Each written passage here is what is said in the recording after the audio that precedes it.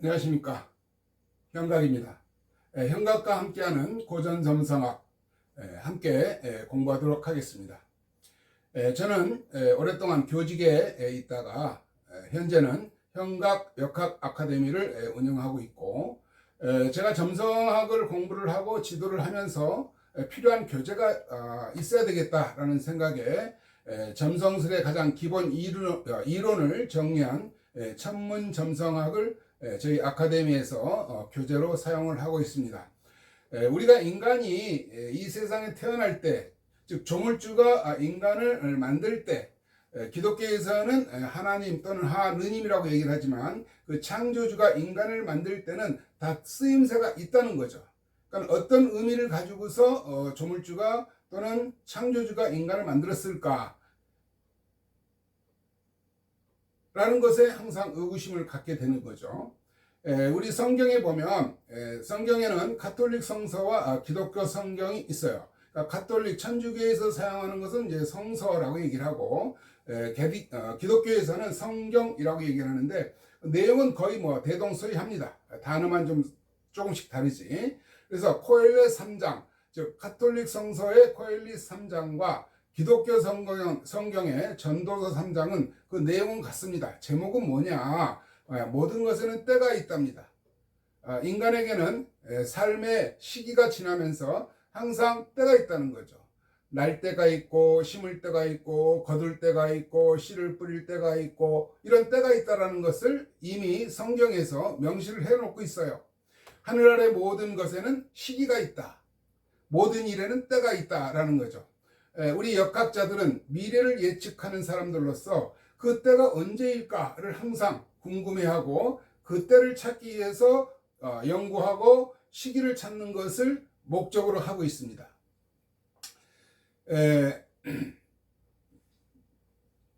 우리가 이 동양에서의 예측학 그리고 서양에서의 예측학 두 가지를 북한산 등정 코스를 예를 들어서 제가 설명을 한번 해보도록 하겠습니다. 자, 이거는 제가 인터넷에서 북한산의 등산 코스를 이걸 스크랩한 건데요. 자, 우리가 이 북한산이 있는데 오늘 우리가 올라갈 곳은 어디냐면은 북한산 올라갈 곳은 어디냐 하면은 여기 대동문입니다. 대동문. 대동문 사진을 제가 여기다가 이렇게 캡처해서 붙여봤는데 이 대동문을 올라가는 길은 여러 가지 방법이 있어요. 그래서 먼저 두 가지를 예를 들도록 하겠습니다. 자, 저기 어디예요? 불광동에서 올라가는 길과 그리고 여기 우이동에서 올라가는 두 개의 코스를 예를 들어보겠습니다. 우리가 불광동에서 올라가든 우이동에서 올라가든 어디를 올라간다고요? 대동문을 올라간다 이런 얘기예요. 그래서 서양에서의 미래 예측학이든 동양에서의 미래 예측학이든 간에 목적은 같다. 뭐만 다르다? 방법이 다르다. 이런 거죠. 그럼 두 개의 방법이 똑같을 수는 없다는 얘기예요.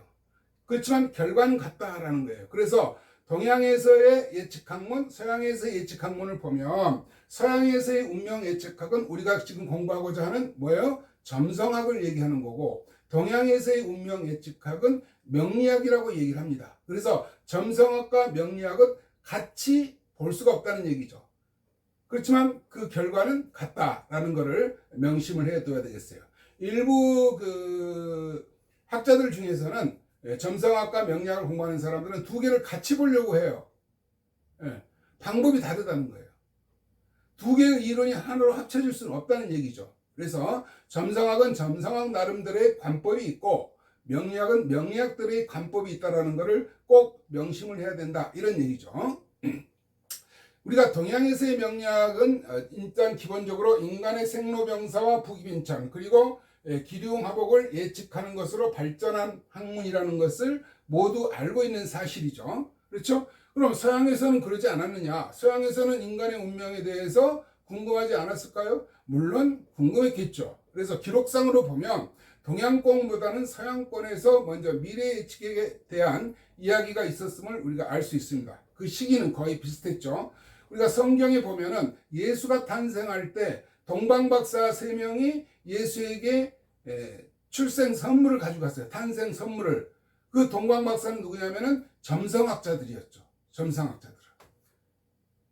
그래서 과거의 점성학자들은 이미 이 AD, 즉 예수가 오기 이전 BC 4세기, 5세기 이 시기에 이미 점성학은 발달을 했다는 거예요. 네. 그래서 자, 이걸 살펴보도록 하겠습니다. 우리가 그 4대 문명의 발생지가 있죠. 4대 문명의 발생지인 중에서 하나인 그 나일강 유역을 한번 예를 들어보도록 하겠어요. 나일강 유역에서 사용하던 그 고대인들이 어떤 때가 되면 홍수가 나가지고 홍수가 발생해서 나일강이 범람을 하고 어떤 때는 홍수가 발생하지 않는다 이런 얘기죠. 이것을 보고 이것은 하늘의 어떤 징조다라고 생각을 했던 거죠. 그래서 하늘에 있는 별의 움직임에 대한 관찰을 하면서 언제 하늘에 있는 별들이 어떤 위치에 오게 되면 나일강에 홍수가 발생을 하고 또 어떤 위치라면은 기후가 평안하다라는 걸 예측하기로 했다는 거죠. 예. 그래서 이 점성술의 발달은 맨 처음에 그 국가의 흥망성쇠를 예측하기 위해서 발달을 했고 그 이후에 점성술이 점점 예측하기 발달하면서 인간의 생로병사와 부귀민천 그리고 기륭하복을 예측하기에 이르렀다라고 합니다. 그래서 고대 철학자들과 점성학자들은 하늘에 있는 별, 그걸 우리는 이제 행성이라고 하죠. 그 행성들, 즉 별들을 관측했고 그 관측의 결과를 기록하고 통계를 내게 되었답니다. 그래서 그 결과에 따라서 미래를 예측하는 학문으로 발전을 한 것이 점성학의 기본이다라는 거죠. 그래서 하늘에 떠 있는 별은 우리가 일반적으로 항성과 행성으로 구분할 수가 있어요. 항성이라는 것은 항상 항자를 쓰죠. 그래서 항상 같은 곳에 있는 곳, 행성은 움직이는 곳. 그래서 행성은 움직이는 별을 얘기하는 거예요. 지구에서 보면은 달이 보름달이 되었다, 금음달이 되었다, 또는 상현달이 되었다, 하현달이 되었다는 것처럼 변화한다는 얘기죠. 아침이 되면 태양이 동쪽에서 떠오르고 그 다음에 한낮이 되면 태양이 정상에 오르게 되고 저녁이 되면 태양이 서쪽으로 지고 밤에는 태양이 보이지 않고 태양이 보이지 않으면 더 많은 별들이 무수하게 또 나타나고 그렇죠? 예. 그래서 이렇게 항상 움직이지 않고 있는 별들을 붙박이 별이라고 우리는 부르기도 하죠. 그래서 지구에 가장 가까이 있는 항성은 태양입니다.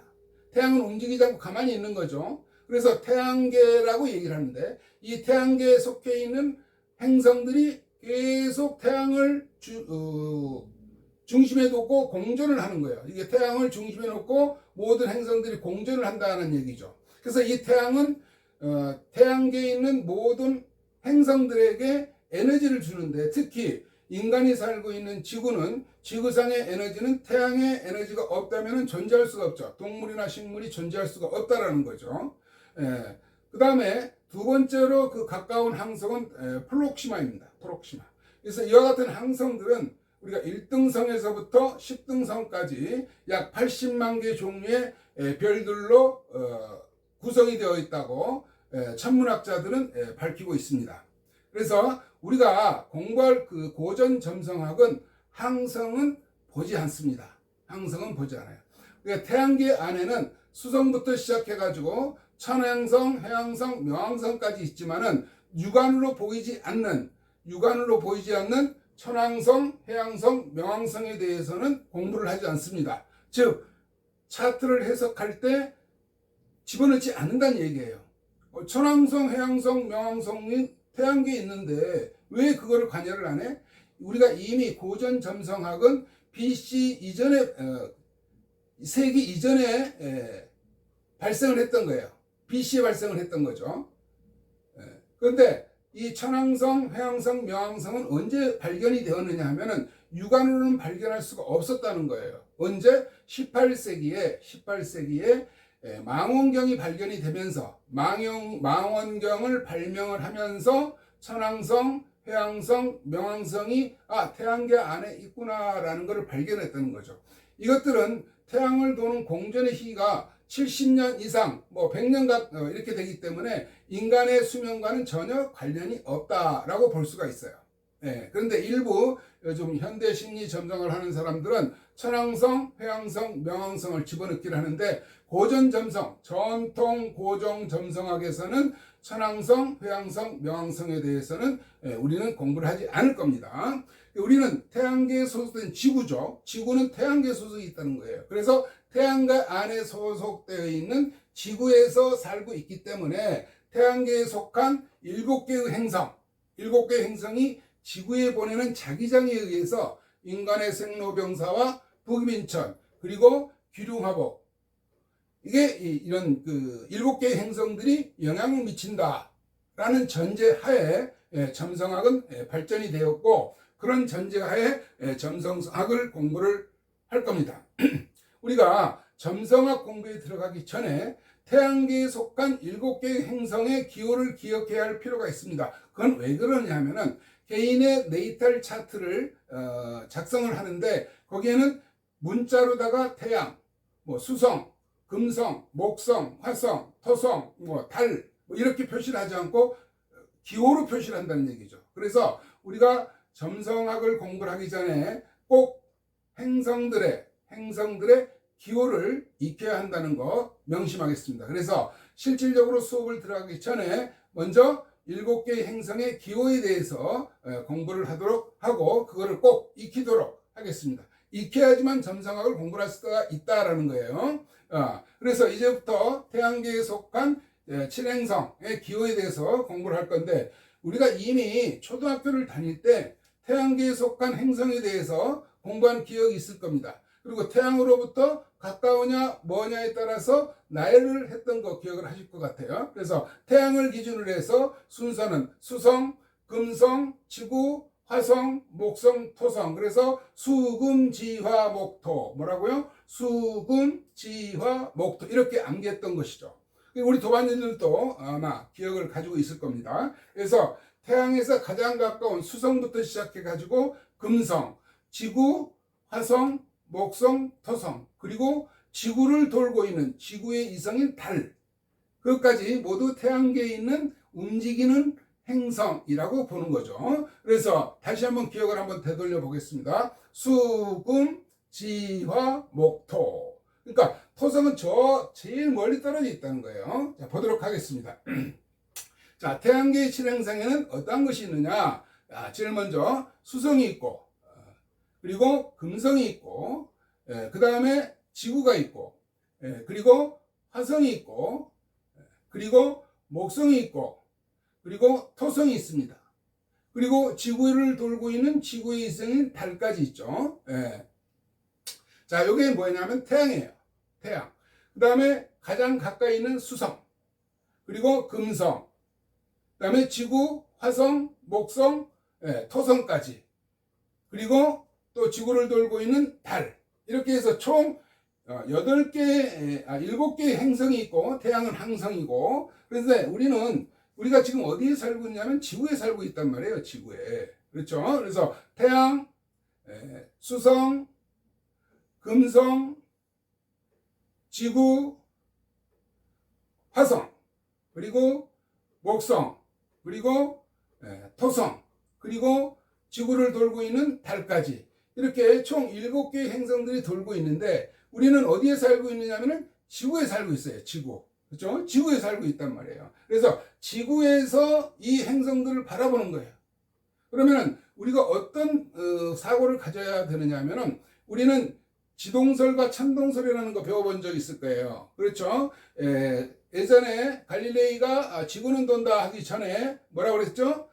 이 전체 하늘이 돈다라고 했어요. 그러다 천동설이라고 얘기를 했는데 그에 실질적으로 과학자들이 보니까 지구가 돌고 있더라라는 거죠. 그런데 우리는 이 점성술에서는 지구에서 행성들을 관찰을 하는 거기 때문에 지구를 놓고 행성들이 도는 걸로 이런 사고의 전제하에 공부를 해야 된다라는 거죠. 자, 7개의 행성은 뭐가 있다고? 태양, 수성, 금성, 달, 그 다음에 화성, 목성, 토성. 지구에서 관찰을 하는 거다 이런 얘기죠.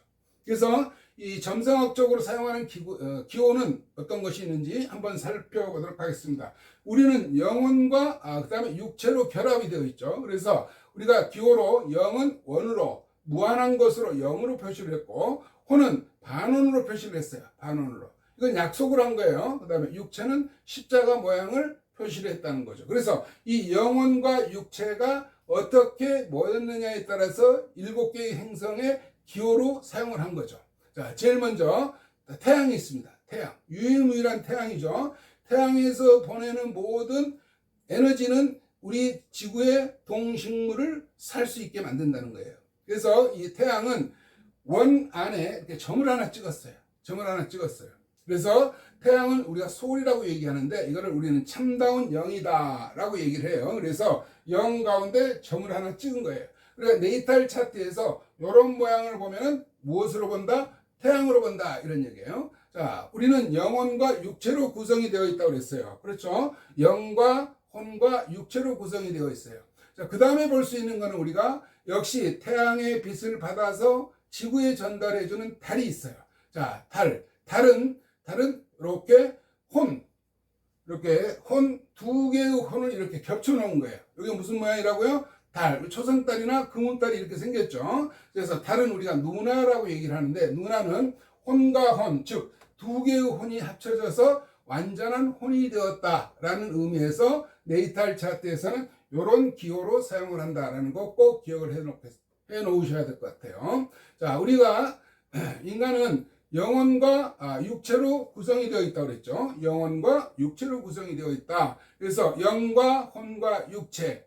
그 다음에 수성은 그러면은 영혼, 육체 중에서 어떤 것들이 결합되어서 기호를 사용하느냐면은 이런 기호를 표시를 했어요. 자, 이거는 뭘 얘기하는 거죠?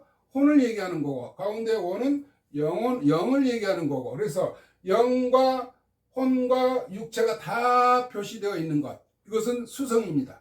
영혼과 육체가 다 들어있다라고 생각하는 것이 기호로 만든 것이 수성이라는 얘기죠. 그래서 수성은 우리가 머큐리라고 얘기를 해요. 머큐리라고 얘기하는데 영과 혼과 육체가 모두 합쳐진 모양으로 수성의 기호를 사용을 한다. 우리 인간에는 영혼과 육체가 있다고 그랬죠. 이 영혼과 육체가 결합을 해서 행성들의 의미를 가지고 있다라고 봤어요. 그래서 이거는 뭐냐면은 금성이에요. 금성. 자, 금성은 이런 모양을 사용을 하는데, 이건 뭐예요? 영과 그 다음에 육체가 결합이 된 거예요. 즉, 육체 위에 영혼이 있는 거죠. 영이 있는 거죠. 영. 자, 이거는 어디에서 우리가 많이 볼 수 있어요? 옛날에 이거는 남성, 여성을 구분할 때 여성의 기호로 사용하기도 했어요. 그래서 금성을 우리는 비너스라고 얘기를 하는데, 비너스. 이 비너스는, 즉, 금성은 영이 육체 위에 올라간 모습으로 기호를 정했다. 이거죠. 다음에 우리 인간이 가지고 있는 영혼과 육체를 가지고서 우리가 행성들의 기호를 나타내는데, 다음은 화성을 보겠습니다. 화성은 자, 이렇게 화살표 모양을 표시했는데, 원래는 요거 육체를 갖다가 이렇게 화살표로 꺾어 놓은 거예요. 그래서 화성은 영과 육체가 결합이 된 거예요. 근데 영보다는 육체가 위에 있죠. 조금 전에 봤던 금성과 비슷한데 서로 반대되는 거예요. 그래서 금성과 화성은 서로 반대적인 성향이 좀 강해요. 그래서 화성을 우리는 다른 말로 영어로 마르스라고 얘기해요. 마르스는 육체가 영 위에 올라가 있어요.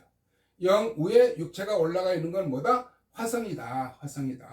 자, 인간은 영혼과 육체로 구성이 되어 있다고 그랬죠. 그래서 이 영혼과 육체를 가지고서 행성의 기호를 표시를 했다고 그랬어요. 자, 이건 뭐냐면은 목성입니다. 목성. 자, 목성은 이런 모양을 했어요. 자, 요거는 반원 모양이죠. 즉, 혼을 얘기하는 거고, 그 다음에 요거는 육체를 의미하는 거예요. 그래서 요 기호를 약간 바꿨죠. 요 십자가 모양, 즉, 육체를 이렇게 표시를 했어요. 그래서 요런 모양을 보면 이건 뭐다? 목성이다라는 거예요.